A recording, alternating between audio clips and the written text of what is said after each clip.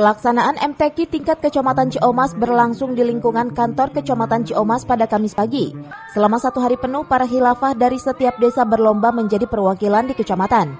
5 cabang yang dilombakan baik anak maupun remaja diantaranya tahfiz, murotal, tilawah, faham, dan syar Quran.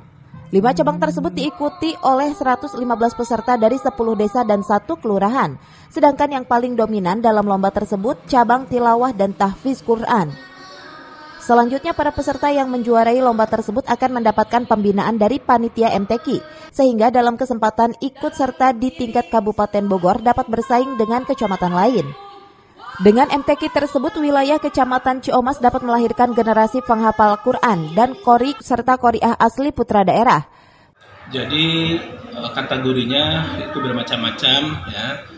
Misalkan ada murotal, ada tilawah, itu pun dibagi-bagi, ada untuk anak, untuk remaja, untuk dewasa, untuk putra dan putri. Nah, ini cabangnya bermacam-macam ya. Intinya kita mengharapkan semua elemen masyarakat itu ikut hadir menyaksikan, karena apa?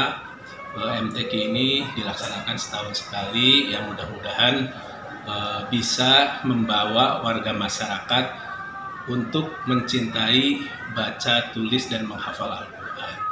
Kita bisa mencari bibit-bibit di antara peserta yang punya potensi dalam bidang Al-Quran khususnya dan bidang-bidang yang lainnya.